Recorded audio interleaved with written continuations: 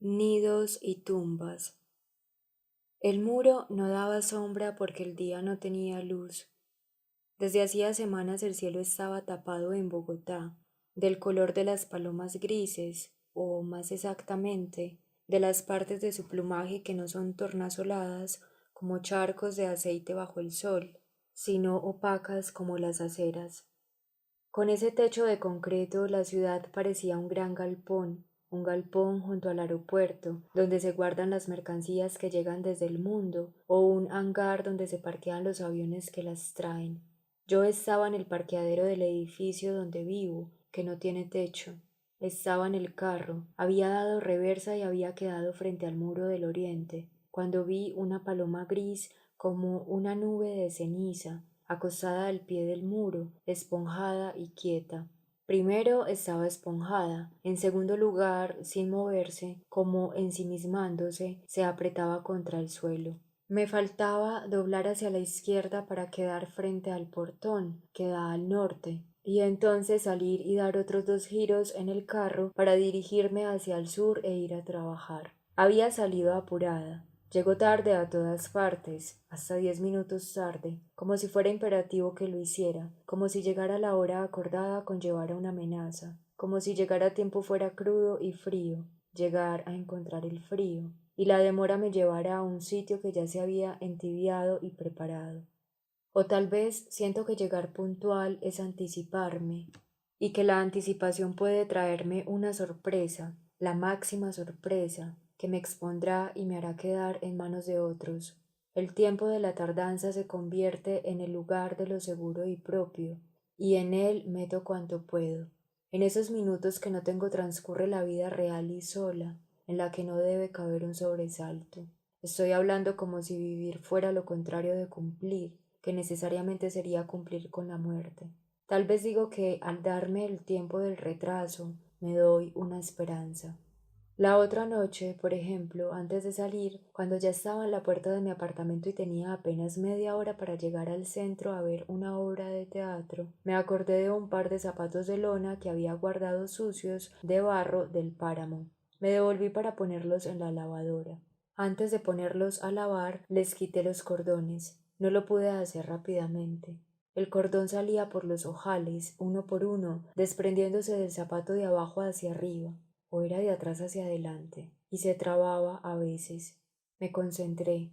Cuanto más trataba de maniobrar con eficiencia, más quieta me quedaba en cada segundo, y más adentro me metía en cada ojal.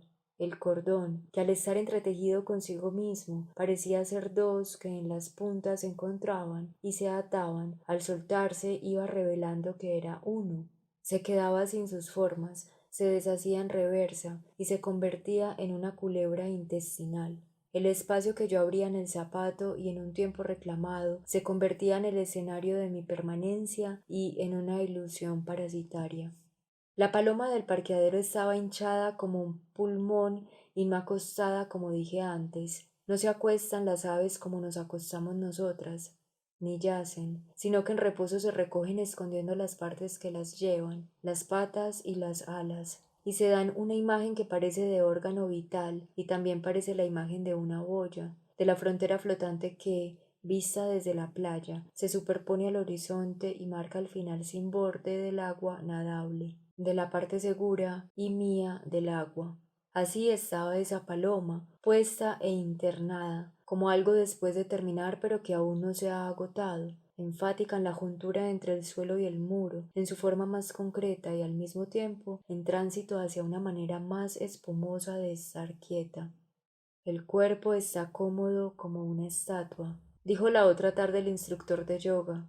Tal vez la paloma estaba cómoda como una estatua, pero tal vez estaba íntegramente incómoda, paralizada y sin escapatoria, llena de incomodidad, toda incómoda hacia adentro, cuando yo la vi. No hacemos estatuas porque nos recuerden, a pesar de su quietud, a aquellos en cuyo honor fueron construidas. Hacemos estatuas para contemplar en ellas la quietud que hace que no se parezcan a nadie, la imposible excepción de un muerto que se sostiene solo. Apagué el carro, me bajé y fui al vestíbulo del edificio para preguntarle a Carmen, la encargada de limpiar, si ella también había visto la paloma que estaba al pie del muro. ¿Qué le habría pasado? Que debía de haberse golpeado, dijo ella, y que así la había encontrado hacía un rato. La había tocado y la había sentido fría. Dejó un silencio y luego añadió que era una paloma joven. Yo la veía grande y pregunté qué hacía que Carmen la juzgara joven. El ojo abierto y vivo, o que no parecía cansada sino positivamente contraria al accidente que la había derribado. Creí, sin pensar en tocarla, que era caliente y no podía estar fría. Los pájaros me parecen cosas de puro calor, vidas de gran calor, y más las palomas de la ciudad, ahumadas por los motores y el asfalto. Carmen parece una maestra de latín. También parece permanentemente preocupada por el frío. Se cayó, seguro se cayó. Me devolví a mi apartamento para coger un trapo con el que coger la paloma, y de subida, en el ascensor, traté de imaginar cómo la había tocado Carmen. Le había pasado las yemas de los dedos por la cabeza como una caricia. La había alzado. A mí me repugna el tacto de la paloma. Hace poco cogí un gusano gordo de los que aquí llamamos chisas. Son larvas de cucarrón, son transparentes, tienen la piel muy fina y se les ve adentro la tierra que han comido. Su cabeza es negra y la cara, orlada de rojo, llega al ojo humano como apenas una mancha. Marcos y su hijo me estaban acompañando a sembrar flores en la era, y yo quise enseñarle al niño a esquivar el asco. Sostuve la hechiza en la palma de la mano, tramposamente protegida por el guante de jardinería, y la besé y sentí en los labios la piel de celofán. Imaginé que Jacobo contaba en el colegio que una mujer a quien conocía le había dado un beso a una hechiza, y me sentí orgullosa de esa fama. Prefiero tocar con la boca antes que con las manos, cosas que no quiero tocar. Quizás siento que mi boca es más lejana a mí que mis dedos, que son como ojos íntimos, o siento que mi boca puede defenderse, con una palabra, del contacto. Las palomas son corazones de polvo inventados por hombres de gran poder, que ya no están y que no nos conocieron. Las hicieron para metérselas dentro del pecho como corazones de varios ritmos. Cuando vivía en Barcelona, un día me levanté de mi cama porque oí un desasosiego. Recorrí el corredor de mi apartamento y al asomarme al salón vi en el centro una paloma muerta. Pensé que se había caído por el hueco de la chimenea y había dado unos pasos o unos aletazos hasta acabar lejos de todas las paredes. En los ojos se le habían dibujado dos cruces. La agarré con un trapo de cocina doblado en cuatro partes. No quería sentirle el cuerpo, que temí que se sintiera como un enredo de mugre. La lancé por el balcón de atrás, con todo y trapo. Yo vivía fuera de lugar en Barcelona. Cuando me pregunto cuándo, en los 7 años que pasé allá, me sentí feliz, vuelvo a una tarde de la época en que me recuerdo más desubicada. Estaba en la orilla de la avenida Diagonal, esperando que el semáforo cambiara para cruzar la calle, cuando de repente me distraje, alcé la vista y me di cuenta de que estaba bajo un árbol. Era increíble que hubiera un árbol que me rodeara y me cubriera, y en él tantas hojas, y entre ellas un pájaro que era una hoja que podía pasar de una rama a otra sin caerse. Por entre las ramas bajaba el cielo blanco. Vi eso, vi algo en lo que no podía creer, y me sentí salvada. Luego crucé la calle. El árbol de aquella acera era un plátano. Alguna vez he pensado que es difícil para una escritora ecuatorial mencionar en un texto el plátano, ese árbol de corteza moteada y hojas no mayores que mi mano, sin que su lectora crea que se refiere a la planta de enormes hojas que da plátanos. He imaginado que cuando hable de mi apartamento en el paseo Saint-Joan y del bulevar sombreado de plátanos parecerá que estoy hablando de una plantación de banano, de sombra baja, en un lugar del Caribe que conozco pero donde no he vivido, aunque en un sentido sí viví allá, y no al lado del océano y a orillas de otro mar, durante esos 7 años en que me sentí casi siempre fuera de mi sitio. En Barcelona me quedé mucho más tiempo que cuanto quería quedarme, tanto que ya sospechaba que no debía irme nunca. A diferencia de mis tardanzas cotidianas, ese gran aplazamiento me auguraba que cuando por fin cumpliera con irme, recibiría una sorpresa, la de haber vuelto atrás. Si regresaba a mi país o me iba a otro, retrocedería en el tiempo y quedaría en un pasado mío o no vivido por mí, doblemente fuera de lugar. Arriba, en el apartamento, cogí para la paloma del parqueadero un poco de agua en un plato de vidrio, una tajada de pan y una toalla descolorida de lo vieja. Volví a bajar. En el ascensor me di cuenta de que estaba haciendo lo que hacía la protagonista de la novela que yo había escrito el año anterior, que bajaba a la calle para ver de cerca a un niño desconocido que se presentaba frente a su edificio en medio de la noche. Luego volvía a su apartamento para coger pan, agua y una cobija para el niño. Bajaba otra vez y entonces decidía subir con el niño. Carmen había movido la paloma, la había puesto en el jardín, sobre el césped, en la frontera del césped con el pavimento del parqueadero, fuera de toda sombra previsible, para que se calentara con el poco sol que había. Me pareció que la mudanza era alentadora. El sol saldría de entre las nubes y el pájaro le saldría al pájaro. Me agaché y toqué con los dedos el lomo de la paloma. Ella se asustó, hizo un aspaviento y luego, cuando me separé y prometí que no volvería a intentar tocarla, volvió a quedarse quieta. Me fui. Llegué con retraso a la primera clase del día. Dicté la clase. Nadé en la piscina de la universidad. Preparé la segunda clase. La dicté. Regresé a mi apartamento y estacioné el carro en su sitio. Carmen ya se había ido, pues trabaja solo hasta el mediodía, pero Josué, el portero, me mostró que antes de irse había dejado a la paloma encima del carro que permanece parqueado junto al mío. Es un carro antiguo y gordo. Nunca he visto que lo muevan. No sé quién es su dueño. Tampoco he visto bien cómo es, sino solo la pintura oxidada de una de las puertas, un día en que la brisa levantó una esquina de la funda de tela plástica que lo cubre. Tiene las cuatro llantas desinfladas y por eso da la impresión de que estuviera hundiéndose en el suelo. La funda es gris, como casi todo lo que hay en esta historia, solo que más clara. La paloma estaba en la parte de adelante, entre el capó y el guardabarros, amacada en un pliegue de tela y debajo de la toalla que yo le había dejado. Josué levantó la toalla y al aire salieron unas moscas. A la paloma que encontré muerta en la sala del apartamento del Paseo Saint-Juan le salió de entre las plumas un insecto alargado, y durante días yo le estuve contando a quien me escuchara que las palomas llevaban encima cucarachas. Alguien me dijo que también había visto esos insectos, pero que no eran cucarachas sino unos piojos especiales que vivían en las palomas. Josué está muerta. Antes estaba viva, cuando la pusimos ahí con Carmen. ¿Quién sabe cuándo se murió? No se sabe. Ya está llena de moscas. La toalla es suya. Dije que era mía y que el plato de vidrio también, y que más tarde bajaría a recogerlos. Pero cuando estuve en el apartamento quise volver a bajar enseguida, no para recuperar mis cosas, sino para enterrar a la paloma. El plato seguía en el suelo, en un rincón del parqueadero, lleno de agua.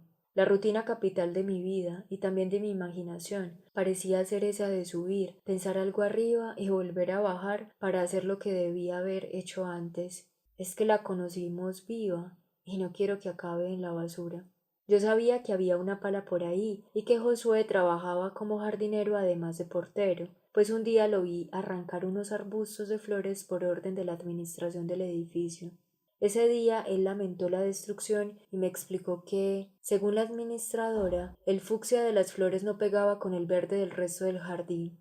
Me dio un brote de uno de los arbustos arrancados, que fue el que planté con Jacobo y Marcos en la era el día en que besé la hechiza. Le pedí que enterráramos a la paloma antes de que llegara la administradora a administrar nuestra piedad o nuestro capricho. Antes de que nos digan que está prohibido, que no pega. ¿Pero dónde? Aquí. Abrió el hueco y yo agarré a la muerta con la toalla. Espanté las moscas, casi las maldije, como si fueran enemigas nuestras, y no fueran pájaros ellas también, con sus razones y su muerte. La paloma olía a almohada vieja. Tenía los ojos abiertos y los ojos parecían calientes todavía. En ambos, o más bien entre los dos, había algo de humedad, una gota de una gota seca. ¿Seguro está muerta? No, Josué. No vayamos a enterrarla viva. Aquel apartamento de Barcelona donde encontré el cadáver de Paloma que luego lancé por el balcón era muy grande, antiguo y bello, de un lujo decadente y desplomado. Estaba lleno de agujeros y rendijas, el viento entraba y silbaba. Había un vitral, había 6 habitaciones de suelos de mosaico y molduras florales en el techo que compartíamos entre dos, a veces 3 inquilinos. Yo dormía en la que daba al paseo. pero trabajaba en la más pequeña, que era la única interior. Había recogido de la basura todos los muebles que tenía. El gorgojo pululaba, aunque ahora me recuerdo abandonada y como naufragada en esa casa. Entonces me ocupaba de vestirla. Hacía labores manuales que nunca antes había hecho y no he vuelto a hacer. Pinté de blanco las paredes y de colores los postigos, cosí una cortina para ponerla sobre la ventana de mi estudio, que se abría al hueco de la escalera del edificio, para decorar el baño, cuyo techo estaba cubierto por un hongo negro y verde que parecía el efecto de un incendio y la víspera de una selva, pegué una colección de conchas marinas en la pared junto al espejo. Reemplacé por césped artificial algunas de las losas rotas del corredor. Me divertía ver ese parque en miniatura en medio del largo camino entre el salón y el dormitorio, entre la fachada del edificio y el patio de manzana. Una noche sentí un olor desagradable que venía de la cocina. El olor se hizo más intenso y variado con el paso de las horas. Finalmente lo rastreé hasta el ducto de ventilación, que era un boquete en la pared que daba a la calle, junto a la estufa, ancho como una cabeza y cubierto, por el lado de adentro, con una rejilla de metal. Alguien a quien le describí el olor adivinó que una paloma había anidado en la pared, que había salido a buscar comida para sus hijos y no había podido volver, y los polluelos habían muerto de hambre en el nido perdido. El olor empezó a atenuarse y se atenuó hasta que desapareció. Se esfumó, cayó. En su apogeo yo no podía dejar de respirarlo. Era dulce y maléfico. Si yo lo seguía y separaba los distintos tonos y aires que lo componían, a lo mejor podría asomarme al otro lado del rechazo y la atracción que me causaba. A lo mejor, si tomaba ese camino, podría asomarme al otro lado de mi desaliento. Junto a la puerta de la cocina me quedaba imaginando los huevos abiertos y la carne maltrecha, los pichones como llagas, los frágiles esqueletos. Buscaba formas dentro del olor, rayas, puntos, flores. Algunas noches me levantaba del sueño e iba a beber agua, solo para poder oler de cerca la progresión de lo podrido. Quería sentirla entre dormida y despierta. De algún modo esperaba que ese rastro de un final me ubicara y me enseñara a irme. Entre mis manos, a través de la toalla, la paloma del parqueadero era liviana y seca. Se había contraído sin hacerse más densa. Se sentía demasiado marchita para haber sido un animal. Era un manojo de paja. La solté al borde del hoyo que Josué cavó. Desplegué la toalla en la que la cargaba y ella rodó y cayó en su tumba. Tocó el fondo con un sonido como el golpe de una escoba. Fue como si el mundo se la sacudiera y a la vez la reclamara. Ya no parecía una boya, ni un órgano importante y abrumado de un animal mayor, sino una parte de su propia vida antigua, el nido de paja donde nació, el primer lugar que dejó atrás, y la escoba con la que yo quise evitar que alguien la barriera si nadie la enterraba. En la tierra abierta fue un pájaro acostado, de plumas de nido de ceniza. Repusimos la tierra con la pala y apisonamos el suelo con los pies. Puedo sentarme a imaginar maneras de morir. Variará la hora de mi muerte si en ella puedo recordar que a esa hora ya le di tiempo en otra hora de mi vida. Si la muerte que voy a recibir se parece en algo a las que ahora creo que puedo imaginar, y si acaso al recibirla llego a tener aliento para detectar la semejanza, sentiré que he hecho una operación, una preparación, un trabajo que cuente para algo. O la imaginación de la muerte me dejará aún más sola ante la muerte que venga, más adversa a ella, más infiel y menos acompañada por mi muerte, pues se suponía que ella fuera una sorpresa y jamás un cumplimiento. En la acera de la calle 85 frente a la notaría 11, vi el cadáver de un copetón aplastado, sucio de la calle y como untado de aceite renegrido. Lidia y yo veníamos caminando de la librería donde dirijo un taller literario los martes por la noche. Ella venía acompañándome hacia mi casa mientras yo la acompañaba al paradero del bus. Esa noche, en el taller, Lidia había leído una historia de terror que a todos nos gustó, en la que hablaba de un espejo hechizado en una casa antigua que contenía 5 juzgados y un apartamento. Venía contándome de la investigación que hacía con no sé qué ministerio, que la llevaba a hacer viajes al llano para entrevistarse con excombatientes de la guerra. Y yo me preguntaba si más adelante ella escribiría un libro sobre eso y sobre la primera noche que seguía a la entrega de las armas de los combatientes, o un libro de cuentos de terror nocturno en casas bogotanas divididas y convertidas en juzgados. Vi el pájaro muerto y lo empujé con el zapato para dejarlo en el borde de la acera, junto a un árbol, fuera del trayecto del siguiente transeúnte. Lidia se adelantó unos pasos. Cuando retrocedió para ver por qué me había rezagado, descubrimos que entre mi pie y el árbol de la acera había otro copetón muerto, menos tiznado que el que yo acababa de mover. Hoy le pregunté al dueño de la librería si él sabía cómo se llamaban esos redondeles que se dejan sin pavimento en las aceras para que en ellos crezcan los árboles. No sé, platos. Los dos pájaros quedaron en su tumba a ras de la tierra, en el plato del árbol, y yo quedé con la sensación de que allí quedaba dicha una mentira, la de la simultaneidad de dos muertes que habían sucedido en momentos distintos y sin que se conocieran una a la otra.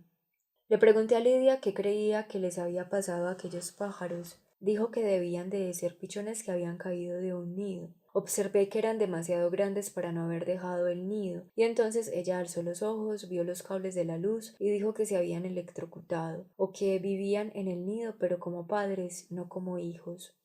A mí me vino a la mente un gato sin color. Había cazado a un pájaro y luego en otra parte al otro y los había dejado juntos en esa parte de la calle.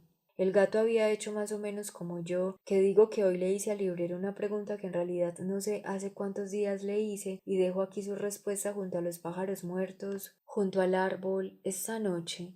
Sabía que el gato no existía, existía la expresión matar dos pájaros de un tiro.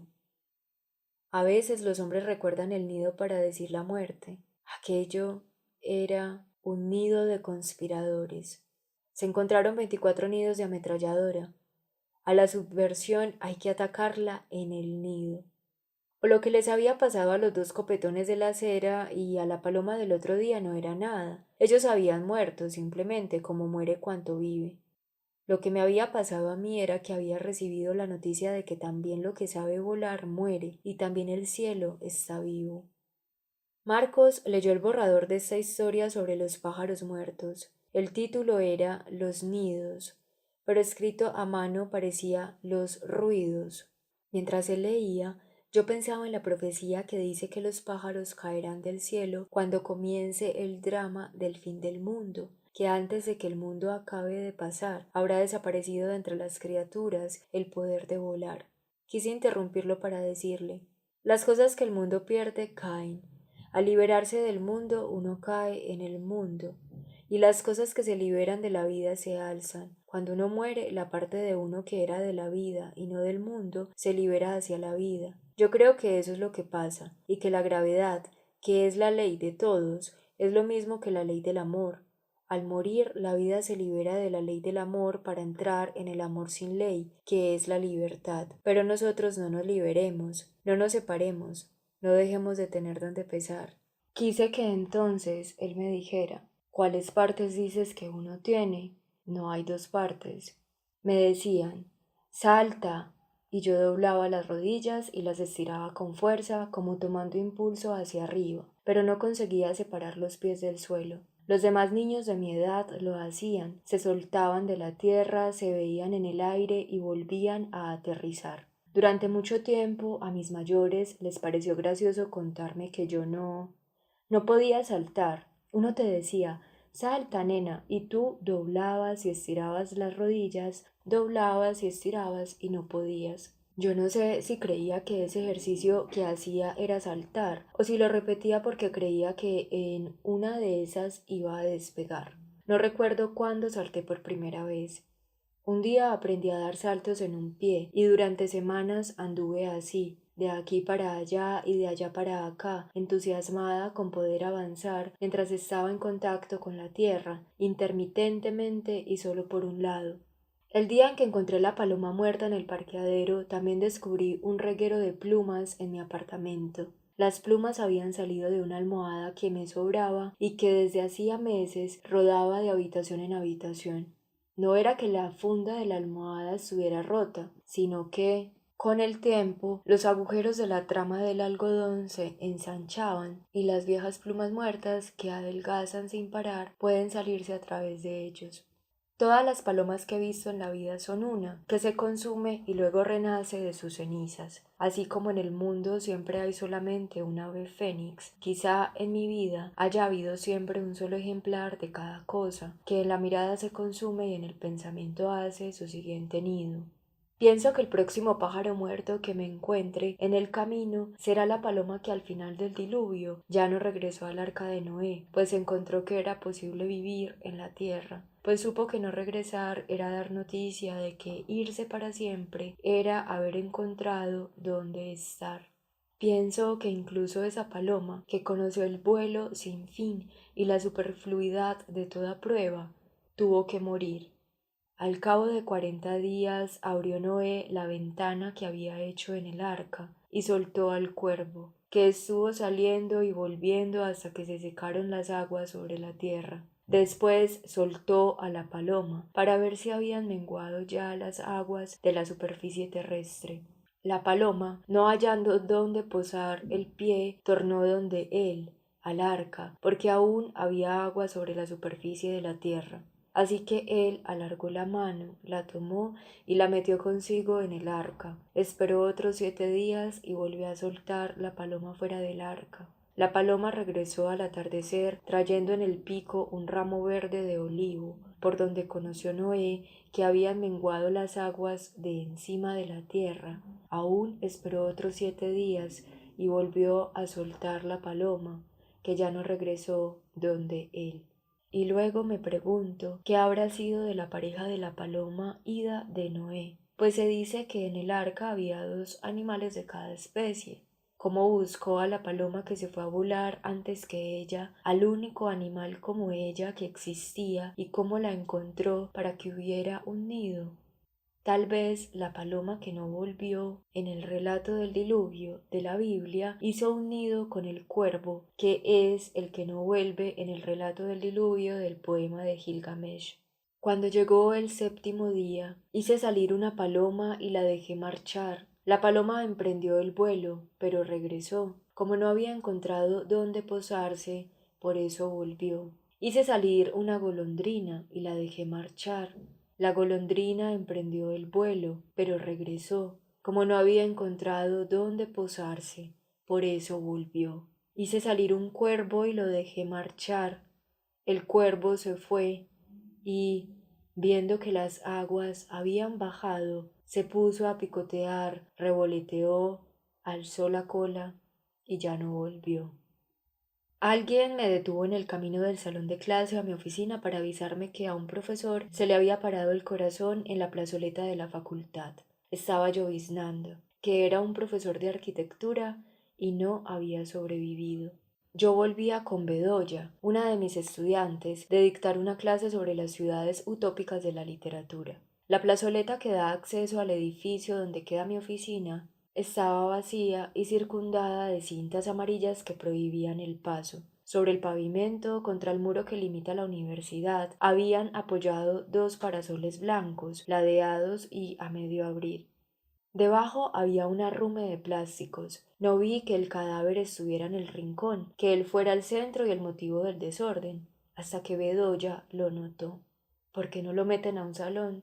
Lo habían tapado con los parasoles y 2 grandes bolsas, una azul clara y otra negra, para que no le pegara la llovizna ni lo tocaran las miradas. El portero de la facultad nos dio paso por un lado y nos dijo que estaban esperando que llegaran los forenses a declarar la defunción. Nadie debía mover el cuerpo, nadie lo acompañaba y nadie se mojaba en la llovizna. La gente salía del edificio y bordeaba la plazoleta para ir a donde quería ir. Bedoya me había pedido que leyera unas páginas que ella y sus compañeras habían escrito para un concurso literario que habían organizado en la universidad con el tema de El árbol de la vida. En lugar de entrar a leer en la oficina, nos quedamos a hacerlo sentadas en 2 escalones, bajo el alero de la portería. Yo leía un párrafo y levantaba los ojos para velar al muerto. Me interesaba estar ahí, delante de él, Bedoya mantenía la mirada en la plazoleta, pero de vez en cuando la traía para leer una línea por encima de mi hombro. El portero nos dijo el nombre de quien había sido el que se derrumbó. Cuando yo oigo mencionar a un muerto reciente, el nombre se me aparece escrito detrás de los ojos o en la frente. Me parece que los nombres de los muertos solo existen escritos y no suenan al pronunciarse. Creo que, para que suenen, tendrán que leerse del libro de la vida en voz alta, cuando se los llame a resucitar. Si yo digo el nombre del muerto, siento que lo está diciendo un muerto. No reconocí el nombre que decía el portero. En este momento tampoco puedo recordarlo. No creo haber visto nunca, tampoco, la cara de quien murió, esa que nadie más tuvo y que ningún otro tendrá. Si nada más se perdiera con la muerte de uno de nosotros, se perdería al menos eso, el rostro único que se muestra bajo el cielo en el instante de la vida y que durante el largo porvenir permanece invisible bajo el mundo. ¿O no? No es cierto que se pierda. Eso, lo que no vuelve a nacer, lo irrepetible, es justamente lo que no se pierde, lo que el monumento, la estatua, el retrato, la fotografía conserva y reproduce. No se pierde, pero nadie vuelve a tenerlo nunca más, o puede ser que los rostros se repitan a lo largo de la vida de la tierra.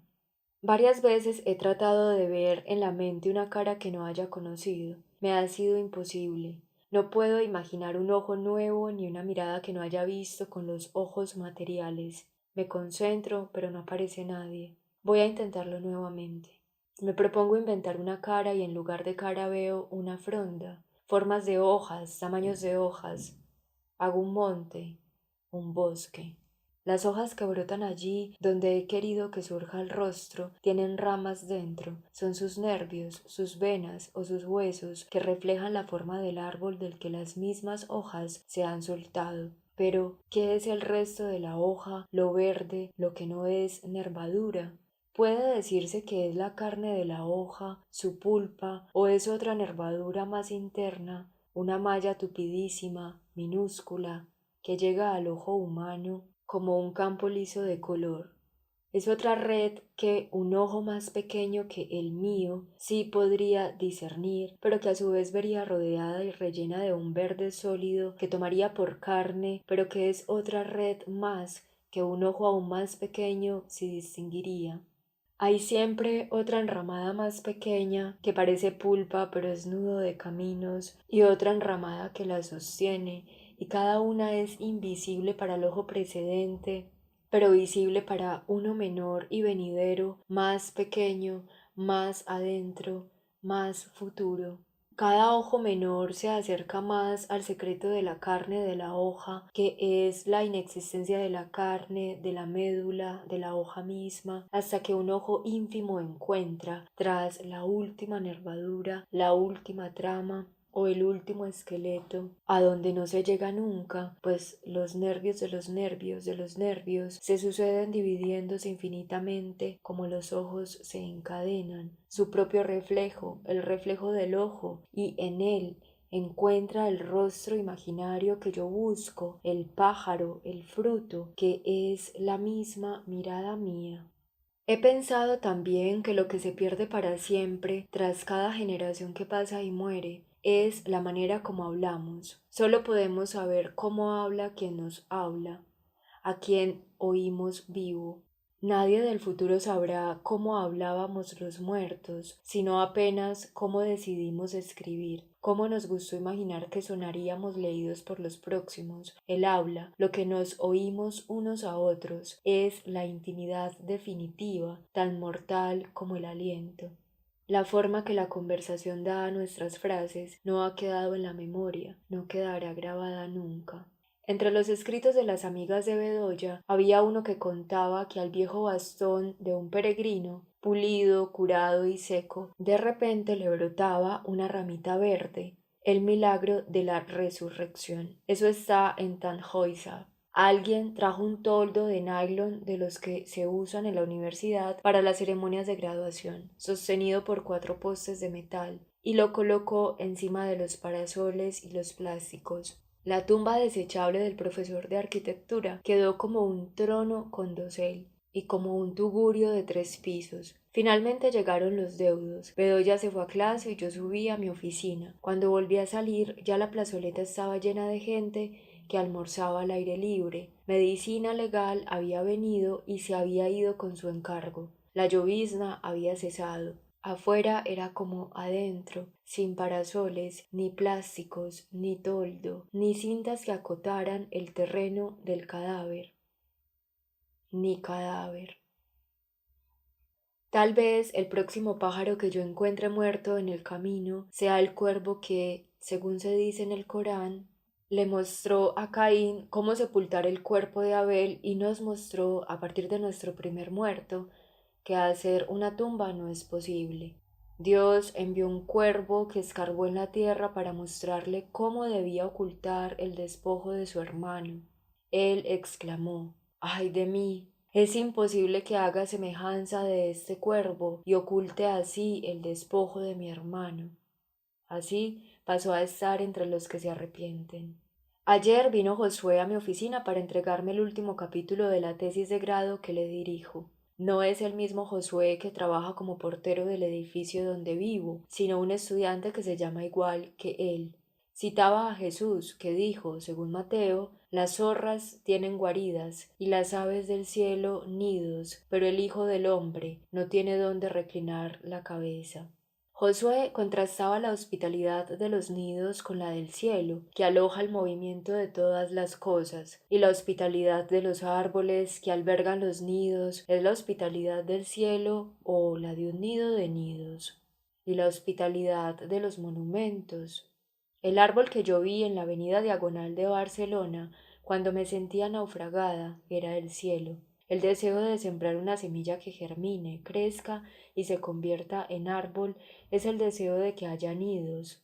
Es el afán de presentirlos, aun sabiendo que ellos se ocultarán a nuestros ojos. Toda semilla se siembra en el cielo y guarda la esperanza de que se oiga un trino que suene como nos suenan los nombres de los muertos. Un nido es un secreto. En San Juan de Puerto Rico pasé frente al Parque de las Palomas, que estaba cerrado por reparaciones. Afuera, frente a la verja del parque, sobre la calle de adoquines azules y grises, estaban las palomas temporalmente desalojadas. Eran muchas, tapizaban el ancho de la calle y había una acostada de lado, con el ala extendida, como yo no sabía que los pájaros supieran acostarse. Quien me acompañaba, quién sabe al cabo de qué asociación de pensamientos, contó que cuando era niño los muertos se velaban en la casa donde habían vivido, que los vivos tendían el cadáver sobre la mesa del comedor. Creo que ya me habían contado de esa costumbre antes, pero entonces, mientras miraba aquella ala tendida y tal vez rota, lo oí por primera vez. ¿Qué significa ser un nido? Invitar a otro a que me habite como su casa no es igual que darle albergue en mi casa. Sostener el huevo que ha puesto un ave es sostener al otro de otro. Ser un nido significa también retirarse, estar retirado. El nido es obra del pájaro y atributo del árbol. Es del pájaro para el árbol. Y hoy, en el parqueadero, como un presagio de algo terrible o de este texto, había otro pájaro muerto. Nuevamente, 2 paladas y un hueco en el jardín. Una vez más, la conjetura. Se estrelló contra el vidrio de una ventana, pensó que lo cerrado era lo abierto. Era una tórtola y tenía el cuello roto. La cogí con la mano desnuda, la acosté boca arriba en su tumba, le cerré los ojos, que aún permanecían abiertos a lo que se había cerrado para siempre. En su reincidencia, el pájaro derribado era increíble. La pongo aquí, aunque esté de más, aunque no quepa en esta historia, en la que ya está varias veces. La dejo como señal de que seguiré repitiéndola antes de saber qué quiere decir. La cubrí de tierra, rellené de tierra el penúltimo nido.